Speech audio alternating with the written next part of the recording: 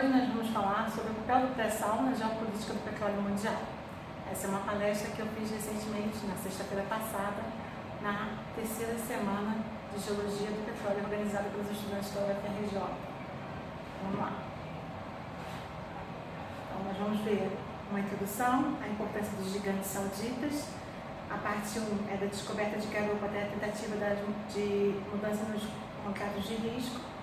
A parte 2 é a bacia de campos, dos gigantes do pré-sal ao pré-sal. A parte 3, o pré-sal de Santos, campos supergigantes e gigantes. A parte 4, a produção brasileira e do pré-sal. A parte 5, volumes do pré-sal de Santos, comparações com os gigantes da Noruega e da Líbia. A parte 6, descoberta de campos de petróleo e gás. A parte 7, a Noruega, um modelo a ser seguido. E os comentários finais. Introdução, né? Essa introdução é para falar um pouco sobre como se define um campo gigante. Um campo de petróleo gigante ele pode ser definido de duas formas, com base nas suas reservas e também com base na sua produção. Com base nas reservas, nós temos então que um campo é gigante quando as suas reservas são iguais ou maiores que 500 milhões de barris de petróleo. Um campo é supergigante quando as suas reservas são iguais ou maiores do que 5 bilhões de barris de petróleo. E um campo é mega gigante quando as suas reservas são iguais ou maiores do que 50 bilhões de barris de petróleo. Nessa categoria, nós temos apenas 3 campos no mundo, que são Ghawar, na Arábia Saudita, Burgan, no Kuwait, e Safania também na Arábia Saudita, só que em água rasa. Sobre a definição de campos gigantes com base na produção, essa foi uma definição usada em 2002 por Simons, um dos teóricos da teoria do pico da produção mundial de petróleo e gás. Ele, então, criticando um pouco a volatilidade da forma como eles usavam o conceito de reserva, né, que muitas vezes o que um se referia como reserva não era o que o outro se referia como reserva, ele prefere, então, olhar a produção dos campos e prefere classificar como gigante todos os campos que tenham produzido em algum momento da sua história mais do que 100 mil barris por dia durante mais de um ano. Então, esse tipo de campo seria considerado gigante por Simons.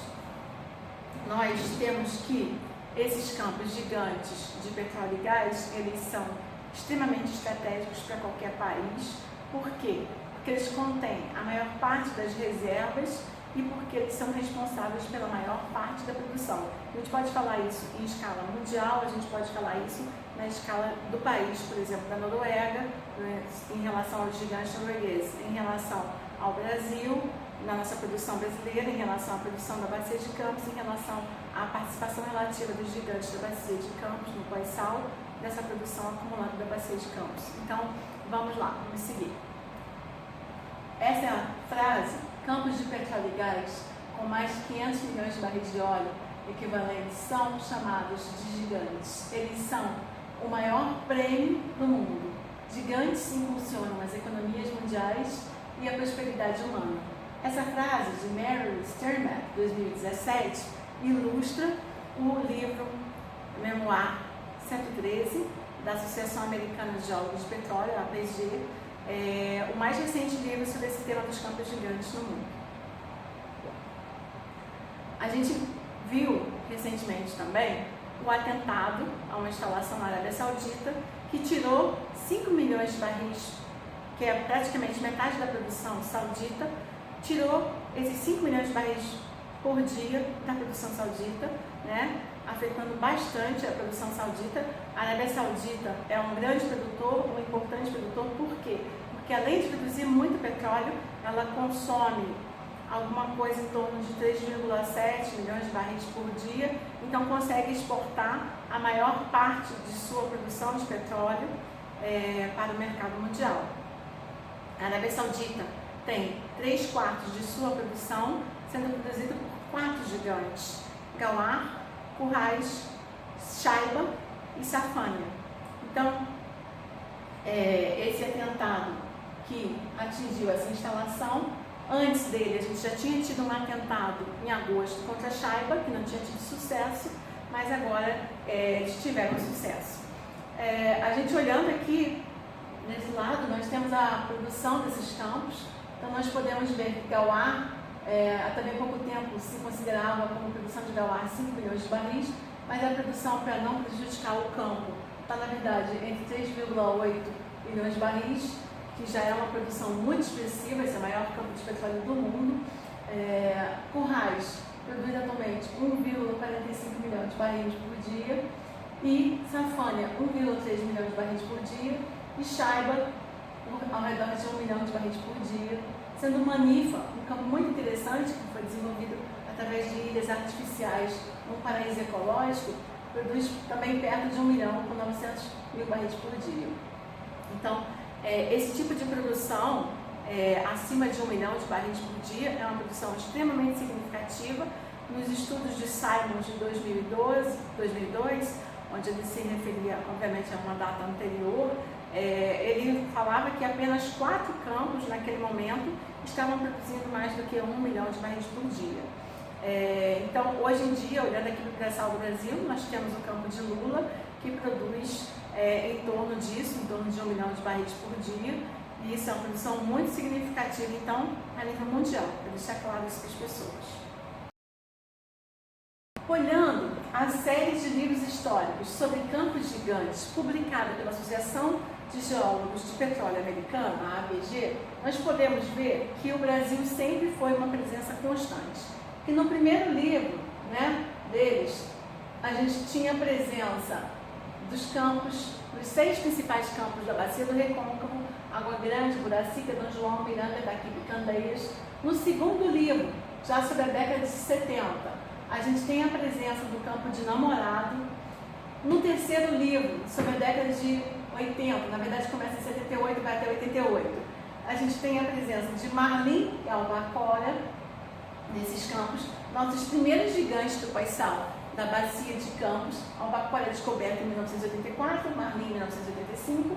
Depois, a gente tem outros 2 gigantes da bacia de Campos, no livro que traz os gigantes da década de 90, 1990 a 1999, que são Barracuda e Roncador.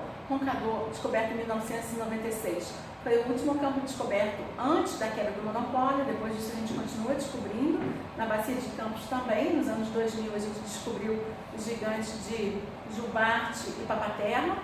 Aqui, no último memoir, foi esse recente, publicado em 2017, referente à primeira década do segundo milênio, nós temos então Libra, que deu origem ao campo de Melo. Então, efetivamente, é um campo gigante, e nós temos a acumulação gigante de pão de açúcar. Por quê? Porque ainda não houve declaração de comercialidade. Então, da descoberta de garopa, em 1974, até a tentativa de mudança dos contratos de risco, das regras, o que teria sido muito ruim para a sociedade brasileira. Vamos ver por quê. Bom, nós descobrimos garopa em 1974 com a perfuração do 1RJS-9 na bacia de Campos. E o que estava acontecendo no cenário mundial nessa época? Nós tínhamos tido em 1973 o primeiro choque do petróleo, que fez com que os preços quadruplicassem de 3 dólares o barril a 12 dólares o barril. Então, os países importadores de petróleo estavam sob tremenda pressão para produzir mais petróleo internamente, e isso refletiu no aumento do investimento na exploração da Petrobras, e nesse ano nós tivemos então sucesso na nossa primeira descoberta aí na Bacia de Campos. Foi um trend, o geólogo ele trabalha com a analogia e os análogos geológicos, e a partir dali foi uma sucessão de descobertas. Em 1975, Pargo, Namorado e Badejo. 1976, Anchova e Bicudo. Em 1977, apenas um ano depois, Anchova já entrava em produção com o FPSO. Naquela época não se chamava assim, mas não era nada mais nada menos do que um FPSO, um navio que foi utilizado então conectado na plataforma para produzir o petróleo de Anchova. Em 1978, Linguado, Viola e Corvina. Então nós vínhamos num trend de sucesso quando no mundo as multinacionais de petróleo e gás também estavam extremamente pressionadas, apesar do Mar do Norte, a essa altura, já ser uma província que tinha dado certo. O Mar do Norte deu certo em 1969, a partir de lá, com a descoberta de Ecofisc. O Mar do Norte, então, foi uma área onde elas também se dirigiram e aportaram seus recursos e buscando reservas, né, para produzir, mas elas então tinham perdido muitas reservas com as nacionalizações do petróleo nos países produtores do Oriente Médio e outros lugares. As multinacionais estrangeiras vieram então em busca do nosso petróleo, né? A gente tinha tido nosso sucesso na Bacia de Campos, e o governo do general Geisel se rendeu e permitiu os contratos de risco, o que enfrentou resistência no Congresso, mas a gente vivia num tempo de ditadura, e Geisel ele estava pressionado por o aumento do peso da importação de petróleo na balança comercial e também porque nas medidas econômicas anteriores, por exemplo, o ministro Delfim Neto tinha feito empréstimos a juros variáveis e os Estados Unidos depois tinham reajustado esses juros. O que estava acontecendo também, né, na questão da espionagem? A gente viu recentemente a espionagem no pré-sal, né, a espionagem na Petrobras, a espionagem em cima da presidente Dilma. E a gente, quando fala na descoberta da Bacia de Campos, a gente não pode ignorar a espionagem em cima da Bacia de Campos. Então, em 1978, foi apresentado o relatório Naring, encomendado pela CIA, sobre todos os campos gigantes que haviam sido descobertos no mundo inteiro até 1975. Esse relatório incluía o campo de Namorado na Bacia de Campos e apontava esse campo como nosso futuro primeiro campo gigante, com a perfuração das suas extensões. Eles estavam equivocados, porque a gente já tinha descoberto nosso primeiro campo gigante em Carmópolis, na Bacia de Sergipe-Alagoas, em 1963.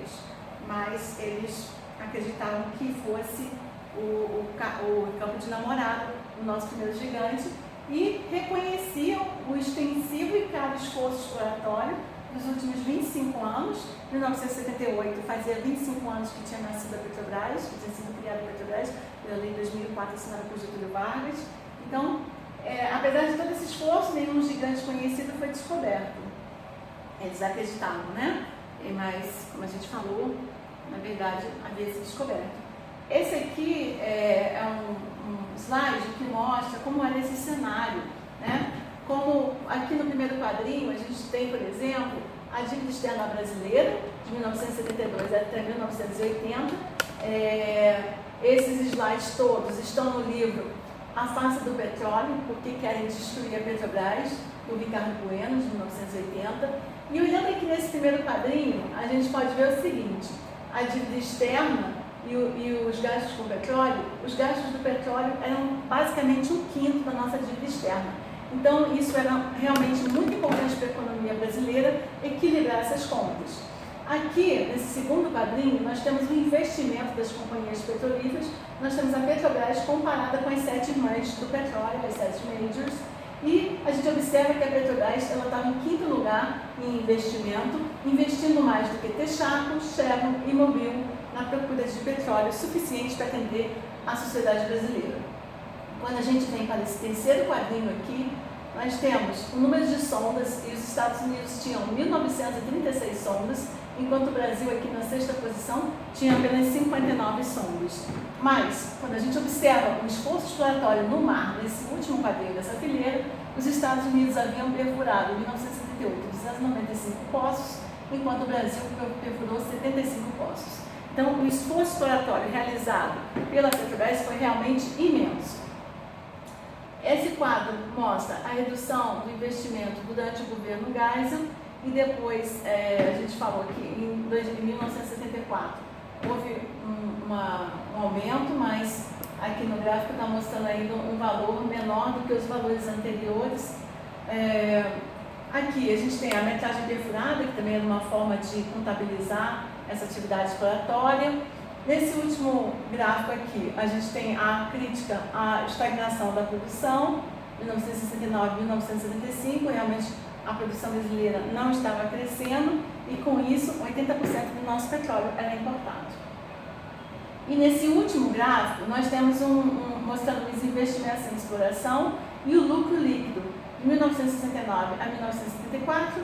Basicamente, aqui o lucro líquido era mais de duas vezes os investimentos. Então, era um excelente negócio investir na Petrobras, porque a Petrobras dava retorno. O que aconteceu? As multinacionais não ficaram satisfeitas simplesmente com o contrato de risco. Elas quiseram mais. E, através do governo do general Figueiredo, elas tentaram modificar as regras do contrato de risco. O ministro de Minas e Energia, na época também o militar, César Caos, enviou um telegrama à direção da Petrobras, dizendo que falava em nome do general Figueiredo, onde ele, então, dava várias instruções sobre as mudanças no contrato de risco. E essas instruções incluíam entregar todas as demais áreas, entregar todos os estudos geológicos, entregar a produção, que era uma coisa que não estava prevista inicialmente. A Petrobras participaria ainda do estudo econômico, né, para ver se a viabilidade econômica do que fosse descoberto pelas multinacionais. As multinacionais seriam remuneradas pelo Brasil. Essa remuneração poderia ser em petróleo e a Petrobras ainda prestaria assistência técnica às empresas, no caso aí, as empresas brasileiras que conseguissem. Mas a gente sabe que na verdade seriam só multinacionais, até pela frase que prenuncia tudo isso aqui, que é essa frase aqui. Para alcançar maior cooperação da iniciativa privada, leia-se multinacionais do petróleo. Então aqui César Caos já citaria. O que aconteceu? Quando o Carlos Walter recebeu o telegrama, junto com outros membros da diretoria da Petrobras, ele ficou revoltado com isso, e isso está registrado também no depoimento, acho que na entrevista número 7 do CPDOC, né, da Fundação Getúlio Vargas, mas numa delas com certeza está registrado isso, ele falando que nunca se importou com os contratos de risco. Ele não se importava em competir, mas ele se importou quando elas vieram atrás do que a Petrobras já tinha descoberto, né, que foi a bacia de Campos. Está registrado lá. Então, mas o que aconteceu nos bastidores que a sociedade brasileira não sabe e precisa saber? Né? Uma história que não está em livro nenhum, vocês não vão ver. Na verdade, está em um livro, dos 50 anos da EPET, tem um pouco dessa história que foi publicada, um depoimento do Fernando Siqueira em 2011. Mas essa é uma história que não está, muitas vezes, nem na biografia de muitos dos participantes. Então, vamos ver. O Carlos Walter, ele ficou indignado com essa ordem que ele recebeu dos seus superiores e ele chamou na sala dele, quando ele teve a oportunidade, um geólogo que também ocupava um cargo na exploração da Petrobras e que era presidente da Sociedade Brasileira de Geologia, que também foi um dos autores a decifrar a evolução da nossa margem leste, Francisco Celso Ponte, mais conhecido de seus amigos como Celso Ponte. Ele, então, perguntou para esse geólogo se haveria uma forma de denunciar aquele crime lesa pátria e o Celso Ponte saiu dali com essa missão. O Celso Ponte conversou com um outro geólogo, que foi o geólogo Frederico Pereira Maia, que vem a ser meu pai, e esse geólogo sugeriu para ele que eles procurassem então o Teotônio Vilela. Por quê? O senador Teotônio Vilela, ele já vinha se destacando no Brasil como um nome em defesa da redemocratização do país e em 1975, ele tinha sido ferrenho inimigo dos contratos de risco, apesar de Teotônio ser um liberal, Teotônio nunca foi um neoliberal. Então, eles conseguiram falar com o Teotônio Vilela. O Teotônio Vilela primeiro falou com eles por telefone, eles contaram a história, o Celso Ponte narrou toda a história, o Teotônio ficou convencido da gravidade daqueles fatos e resolveu vir ao Rio para conversar com eles. O Celso Ponte preparou um dossiê para entregar ao senador, mostrando as evidências que a Petrobras já tinha realizado os esforços, os estudos, para em breve perfurar acumulações no que era então considerado águas profundas, né? Então, da bacia de Campos. Ele, aqui no Rio, teve contato com os geólogos narraram tudo para ele, o Celso Ponte teve uma conversa demorada com ele, e eles também entregaram esse material. Ele voou para Brasília e no dia 14 de abril de 1980 ele pede a palavra no Congresso Brasileiro e faz um discurso de denúncia, e esse discurso de denúncia, né, repercute, tem um acalorado debate dentro do Congresso. Também tinham posições contrárias, posições que a gente chama de entrevistas, né? Tinha um senador, Luiz Cavalcante, por exemplo, que foi um defensor dos contratos de risco. E depois desse acalorado debate, né, no dia seguinte, os jornais estampavam manchetes sobre o que tinha ocorrido no Congresso Nacional, que era um fato grave. Na tribuna da imprensa do jornalista Hélio Fernandes, nós tínhamos a manchete: Teotônio convoca os militares para conter César Caos. E os militares vieram.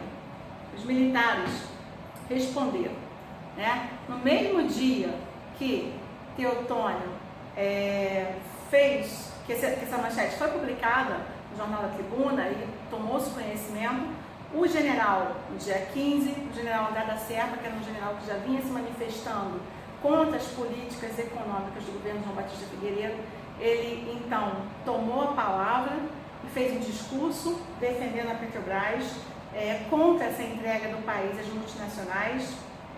No editorial da Tribuna, o Hélio Fernandes também citou o general Hernani Airosa, que era outro patriota, outro defensor do Brasil. No dia seguinte, né, no dia 17, foi então uma quarta-feira, infelizmente, o general André da Serpa, que era chefe do Departamento Pessoal do Exército, ele foi então afastado por ter tido então esse posicionamento em defesa do Brasil, em defesa da soberania, em defesa da Petrobras, contrário à entrega do petróleo às multinacionais. E além dessa repercussão no meio militar, quando houve, né, a denúncia, como eu falei, teve um acalorado debate e alguns partidos se manifestaram, e a gente tem que prestar uma atenção especial, né, como era uma época de ditadura, na importância que o militar nacionalista tinha nessa época. Era uma importância muito grande. Olha aqui o discurso do Alceu Colares, que era o líder do PTB na Câmara, e ele falando: a nossa esperança é que esse setor, um dos mais importantes, produtivos e dinâmicos para a economia, não seja entregue às multinacionais. Reside na reação que começa a aparecer nos mais diversos segmentos da sociedade brasileira, principalmente com o pronunciamento de eminentes nacionalistas e de ilustres membros das Forças Armadas, como mostra a oportuna entrevista do general Hernani Airosa. Então, esses dois nomes, general André da Serpa e general Hernani Airosa, foram fundamentais nessa história toda, na hora de formar uma resistência que foi efetiva, né? Que foi efetiva. A sociedade civil aqui também, continuando, o Partido Popular, né, se manifestando. O senador Evelásio Vieira informou do encontro que deverão participar representantes de todas as classes, admitindo a possibilidade de um convite ao general André da Serpa para a discussão do programa energético. O general ali está uma pessoa extremamente respeitada, extremamente querida, e os temas essenciais. As multinacionais continuam sem qualquer controle, setores básicos da economia nacional estão sendo gradativamente dominados por empresas estrangeiras, prejudicando o empresariado nacional e todo o país. Paralelo muito grande com o que está acontecendo com o Brasil, principalmente com a nossa área de engenharia, após a Lava Jato, né? Aqui, a reação também das organizações de classe. Nós temos aqui a resposta da Associação dos Profissionais de Geologia do Estado do Rio de Janeiro, republicando o Telex. E aqui no cantinho, achei que valia a pena destacar, né, para vocês verem que era o slogan da Petrobras na época, slogan oficial: a Petrobras é grande, vamos fazê-la maior. Eles estavam prestes a fazê-la maior com a descoberta dos gigantes da Bacia de Campos. O presidente da Petrobras, né? Assim como hoje em dia também temos um paralelo, naquela época o presidente da Petrobras, ele não era favorável a fazer da Petrobras mais grande, pois nós vemos aqui que ele era favorável a entregar os contratos de risco as águas profundas, além dos 300 metros, com a justificativa de que nunca havia se encontrado nada nessa época. Ora bolas, ele como presidente da Petrobras sabia da técnica da sísmica, sabia que já haviam sido iniciados os estudos, né? E deveria ter sido contrário o posicionamento dele, jamais entregar essas áreas, né? Mas está aqui.